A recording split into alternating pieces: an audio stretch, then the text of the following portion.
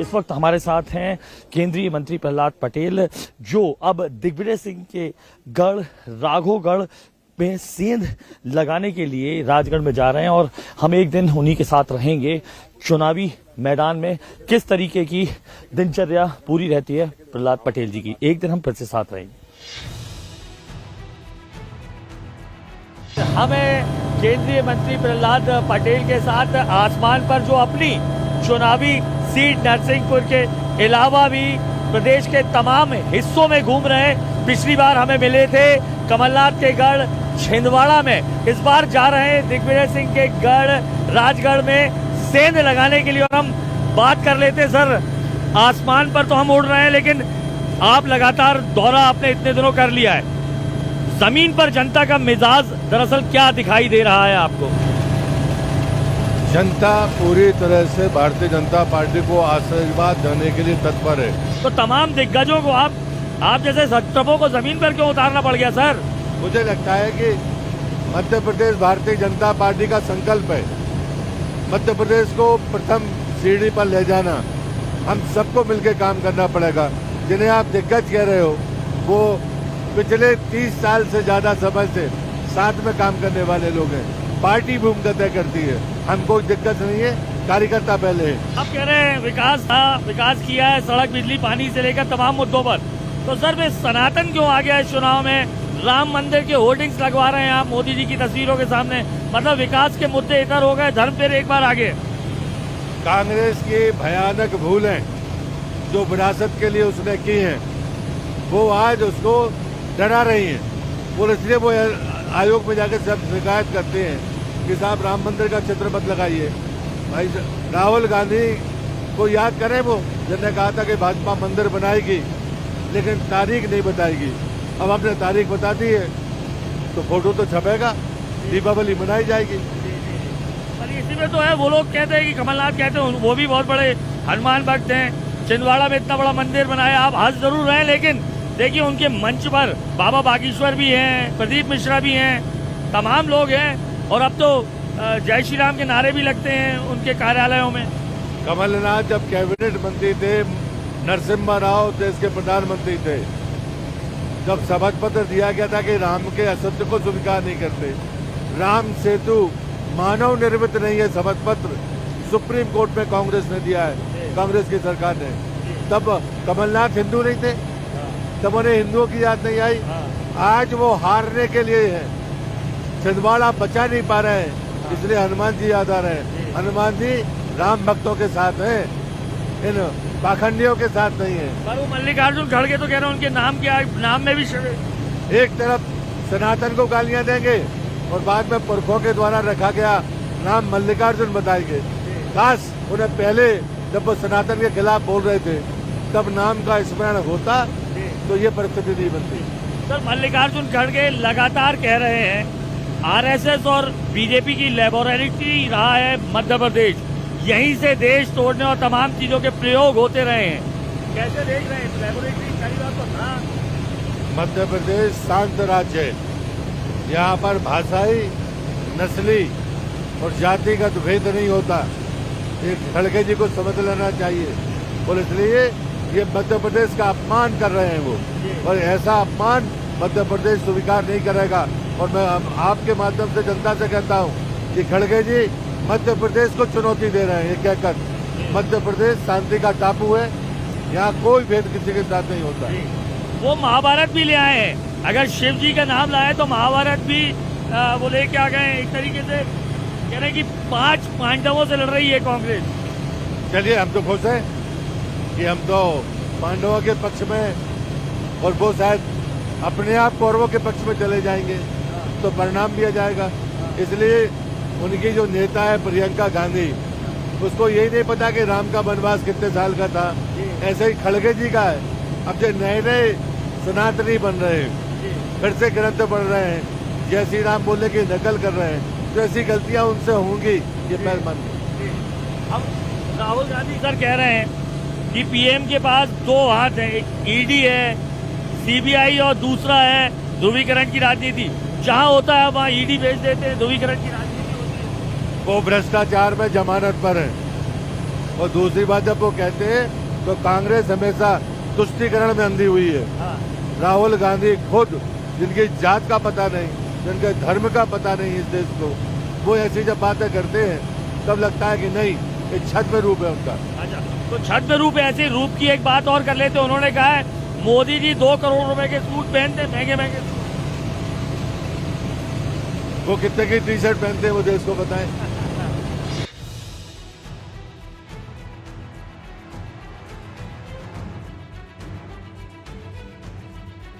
कांग्रेस की तरफ से अगर मल्लिकार्जुन खड़गे, राहुल गांधी और कमलनाथ के साथ प्रियंका गांधी चुनाव मैदान में हैं, तो बीजेपी ने भी मोदी, अमित शाह के अलावा तमाम क्षत्रपों को मैदान में उतार रखा। और इस वक्त हम प्रहलाद पटेल के साथ उस ग्राउंड पर हैं जिसे फतेह करने की तमन्ना हमेशा से कांग्रेस पे की रही है। हम हैं इस वक्त राजगढ़ जिले की ब्यावरा विधानसभा के गांव सोतालिया में, जहां पर आप प्रहलाद पटेल को अब देख रहे हैं सामने। दरअसल यहां की 5 सीटों में से, राजगढ़ जिले की 5 सीटों में से 3 पर जो है वो कांग्रेस का कब्जा है। इसीलिए तमाम वोटर्स को साधने के लिए, ओबीसी वोटर्स को साधने के लिए प्रहलाद पटेल जिस तरीके से प्रदेश के तमाम हिस्सों में जा रहे हैं, उसी तरीके से अब ये दिग्विजय सिंह के इस गढ़ में सेंध लगाने के लिए आए हैं।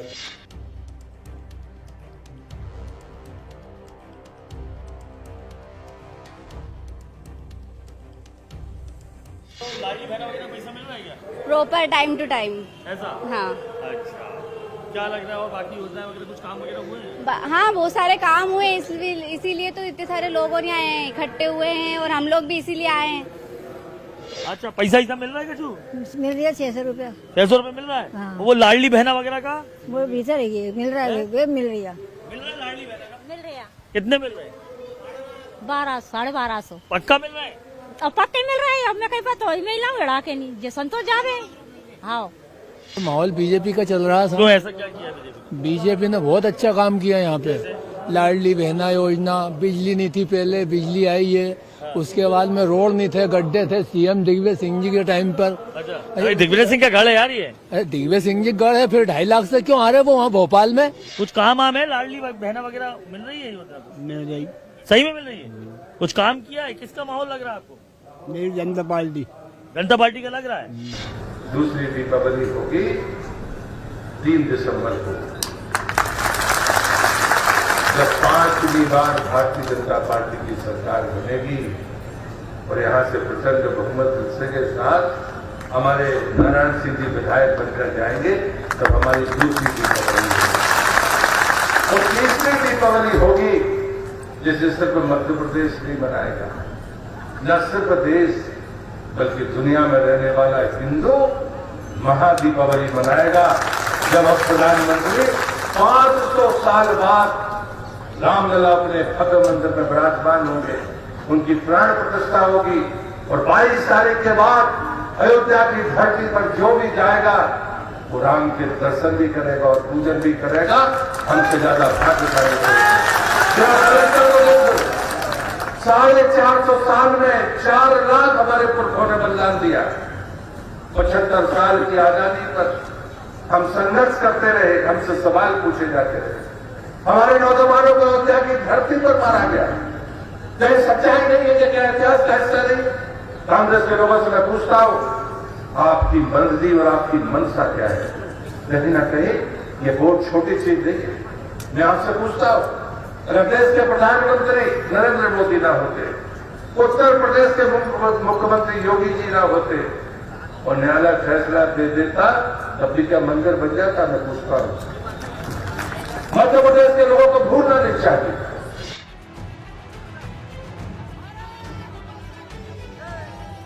राजगढ़ दिग्विजय सिंह का गढ़ कहा जाता है। 5 में से 3 सीटें कांग्रेस की पास है। इसी राजगढ़ से लोकसभा सांसद भी रहे दिग्विजय सिंह। एक सभा प्रहलाद पटेल ब्यावरा में कर चुके हैं, दूसरी सभा खिलचीपुर, जहां से उनके भतीजे विधायक हैं। अब अगली सभा खिलचीपुर में होगी। और एक बार फिर बातों का सिलसिला उड़न खटोले में हम आसमान पर कर लेते। सर, आप राजगढ़ पहले मैंने देखा कि छिंदवाड़ा, आप छिंदवाड़ा गए। छिंदवाड़ा में कमलनाथ के गढ़ में आपने सेंध लगाने की कोशिश की। दिग्विजय सिंह के गढ़ की स्ट्रेटजी क्या है? मुझे ये बात साफ कहनी है, छिंदवाड़ा किसी का गढ़ नहीं है। जी। हम 2003 में जीत चुके जी। हैं। वहीं राजगढ़ भारतीय जनता पार्टी का गढ़ है। जनसंघ के समय से राजगढ़ में हम चुनाव जीतते रहे। सर 5 में से अभी 3 उनके पास हैं। वो 18 की चूक और इसलिए उसका सुधार होगा। और मैं आज आपसे कह रहा हूँ, ब्यावरा हो, खिलचीपुर हो या राजगढ़ हो, ये भारतीय जनता पार्टी चुनाव जीतेगी। ये बात आप तय मानकर चलिए। मैं 2003 याद दिलाऊंगा तो कांग्रेस का गढ़ नहीं रहेगा, वो भाजपा का गढ़ कहलाएगा। सर राजगढ़, ब्यावरा, खिलचीपुर, नरसिंहगढ़ किसानों का गढ़ कहा जाता है। किसान बहुतायत में किसानों के ऊपर आज प्रियंका जी ने बोला है खाद का संकट बहुत है, और जो खाद के यूरिया के जो बोरे थे, प्रधानमंत्री की फोटो है, अब वो बट नहीं पा रहा है। तो राजनीति जरूरी थी या खाद बटना? कांग्रेस को भी पता है और देश की जनता को भी पता है कि यूरिया की कालाबाजारी रोकने का काम अगर किसी ने किया तो देश के प्रधानमंत्री ने किया। इनके समय में ट्रेनें लुटती थी, अगर उस शॉर्टेज को खत्म किया तो वो मोदी जी ने खत्म किया, नीम कोटेड करके। नैनो यूरिया लाने वाले मोदी जी। तो मुझे लगता है फोटो उसमें पहले लगी होगी, अभी तो किसान के दिल में मोदी है। वो खाद जब भी देखता है तो वो मोदी का चेहरा ही देखता है। ये प्रियंका को नहीं पता। प्रियंका कभी उन्हें ये नहीं मालूम कि कांग्रेस के समय में खाद के लिए ट्रेनें लुटती थी, लाठीचार्ज होते थे। ये मध्य प्रदेश का किसान भी जानता है और देश का किसान भी जानता है। अब वो प्रदेश की जनता को कमलनाथ जी तो समझा ही रहे हैं कि किस तरीके से बीजेपी विकास को छोड़ हिंदुत्व पे है, लेकिन अब वो प्रशासनिक अधिकारियों को भी बोल रहे हैं कल के आज के बाद कल भी आता है। कैसे देखना है? दिग्विजय सिंह हो या कमलनाथ, दोनों ने हार स्वीकार कर ली है। एक अधिकारियों को डरा धमका रहे हैं, दूसरा खुद दिग्विजय सिंह भी ये बात कह रहे हैं। दोनों ने हार स्वीकार कर ली है। उन्हें मालूम है कि भाजपा की सरकार बनने वाली है। इन दोनों की रुचि अपने बेटों को कांग्रेस में स्थापित करना है। तीसरा कोई कारण मुझे नहीं लगता। छिंदवाड़ा इस बार कमलनाथ मुक्त होगा? निश्चित रूप से होगा, निश्चित रूप से। तो फिर मध्य प्रदेश से कहीं ऐसा नहीं, कमल मुक्त तो नहीं होगा? वो तो कह रहे हैं मध्य प्रदेश को कमल मुक्त करेंगे हम। कमल ही खिलेगा। 3 दिसंबर को दूसरी दीपावली मनाएंगे और 22 दिसंबर को देश और दुनिया का हिंदू महादीपावली मनाएगा। तो ये तो मानकर चलिए कमल हमारे हाथ में होगा, जनता के हाथ में है, जनता के दिल में है, और हम तीनों दीपावली मनाएंगे। आप दीपावली की बात कर रहे हैं तो नरक चतुर्दशी की भी बात कर लेते हैं। आपने नरक चतुर्दशी के दिन संकल्प पत्र जारी किया, अब उनका कहना है नरक चतुर्दशी के दिन आप लोग कर रहे हैं संकल्प पत्र। कांग्रेस ने हमेशा नरक दिखाया है, हमने तो स्वर्ग की कल्पना दी है, रामराज्य की कल्पना दी है, और इसलिए हम रूप चौदस मानते हैं। नरक चौदस मानने वाले वो हैं, हम तो रूप चौदस कहते हैं। सुंदर और सफल जीवन हो लोगों का, ये हमारी मान्यता है। सर उसमें संकल्प पत्र में तमाम घोषणाएं, लेकिन अगर कहे कांग्रेस कहती है रेवड़ी कल्चर, भले ही पीएम मोदी कहते हैं, लेकिन रेवड़ियां तो दोनों दल बांट रहे हैं, आप लोग भी रेवड़ियां बांटते हैं। अगर हमें गरीब कल्याण का संकल्प पूरा करना है तो किसान के पसीने और परिश्रम की उसकी कमाई का वाजिब मूल्य देना होगा। हमने किसान सम्मान निधि दी है, हमने खेत में पानी दिया है, हमने खाद की क्राइसिस को खत्म किया है, सिंचाई की क्षमता बढ़ाई है और इसलिए खाद्यान्न का उत्पादन बढ़ा है। तो हमने कीमत भी दी है। ये रेवड़ी नहीं है, ये किसान के पसीने की वाजिब कमाई है, और इसलिए दोनों में अंतर है। और इसलिए हमने किसान को संसाधन भी दिए और उसकी उपज की उचित कीमत भी दी है। सर आपने कीमत की बात की, एक सवाल और आ जाता है। कांग्रेस कहती है कि मंत्री पुत्र का आपके जो आपके सहयोगी भी हैं, उनका एक वीडियो वायरल होता है, 100 करोड़ कभी 49 करोड़ की बातें सामने आ रही है। ऐसे तो आपकी ईडी सीबीआई हर जगह पहुंच जाती है, लेकिन जब बात केंद्रीय मंत्री की आती है तो ये ईडी वहां नहीं पहुंचती। क्या कहेंगे आप? नहीं, कांग्रेस उसमें मैं बयान दे चुका हूँ, उसकी पुनरावृत्ति करना नहीं चाहता। नरेंद्र सिंह एक गंभीर नेता है, खुद कांग्रेस उस वीडियो की पुष्टि नहीं की और उसके बाद आरोप लगाना ये दुर्भाग्यपूर्ण है। चलिए सर, अब बातों का सफर खत्म करते हैं, लेकिन एक चीज आती है बात फिर से, कितनी सीटें हैं? आप घुमाएंगे नहीं, आप सीधे बताएंगे कितनी सीटें को आंकड़ा है? मैं घुमा नहीं रहा हूँ, दस्तावेजी रिकॉर्ड है। दस्तावेज में 2003 का आंकड़ा 2023 में दोहराएगा। 2003 में 173 और 38 थी, 173 उनके बाद 38। हाँ, मतलब आपकी बार 200 पार टाइम लगा रहे हैं आप? नहीं, मुझे लगता है मैं तथ्यात्मक बात कर रहा हूँ। जी। मात्र शक्ति हमको ये परिणाम देगी। तो एक आखिरी सवाल, जब चुनाव के परिणाम आएंगे और अगर बीजेपी आती है तो क्या मैं ये कह सकूंगा कि अनुराग अमिताभ भावी बीजेपी के मुख्यमंत्री से बात कर रहा था? मुझे लगता है कि ये अटकलबाजी है। भारतीय जनता पार्टी फैसला करती है। हम 3 तारीख के परिणाम का इंतजार कर रहे हैं। 5वीं बार सरकार बनाएंगे, मुख्यमंत्री भाजपा का होगा। तो ये हमारे साथ है प्रहलाद पटेल, जिनके साथ अब एक दिन के चुनावी सफर में जनता के मिजाज को जानने निकले हैं। इस वक्त उड़न खटोले पर आसमान पर सवार है, लेकिन दरअसल जनता जमीन पर क्या सोचती है, बीजेपी के लिए बीजेपी के स्टार प्रचारकों प्रहलाद पटेल जैसे नेताओं की बातों पर कितना भरोसा करती है, ये 3 तारीख को जब चुनावी परिणाम सामने आएंगे तब पता लगेगा।